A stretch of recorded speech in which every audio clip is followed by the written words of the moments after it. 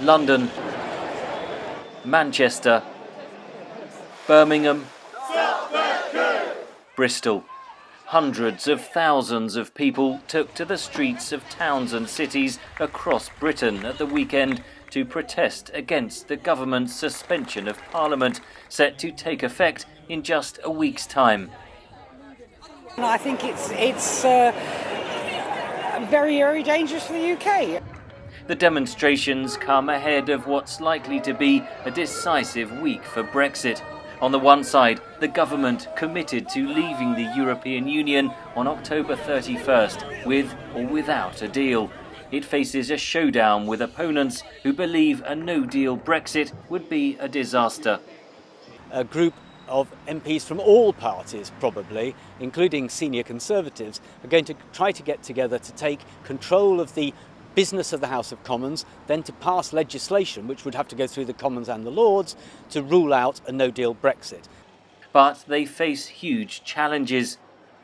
They've got to keep this new coalition together, a very odd coalition, with people on the far left on the Labour leadership and some people on the centre-right of the Conservative Party. Prime Minister Boris Johnson says blocking no deal would play into the hands of the European Union.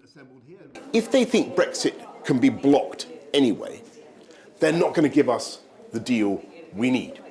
And so my anxiety is that stuff going on in Parliament can actually undermine the UK's negotiating position. But we're going to get on and do it. Johnson has threatened any of his Conservative MPs voting to block a no-deal Brexit with deselection at the next election, something that could happen very soon if the opposition tables a vote of no confidence in the government.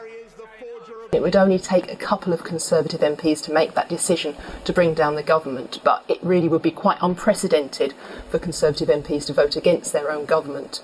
Meanwhile, several court cases have been launched against the government to try to block the suspension of Parliament, with rulings also due this week. That threatens to drag Queen Elizabeth into the Brexit battleground, as it's she, as official head of state, who gave permission for the prorogation of Parliament. From Buckingham Palace to the courts to Westminster, Britain's democracy is being tested to breaking point. The next 5 days will be crucial in deciding who will emerge victorious in this explosive Brexit battle. Henry Ridgwell for VOA News, London.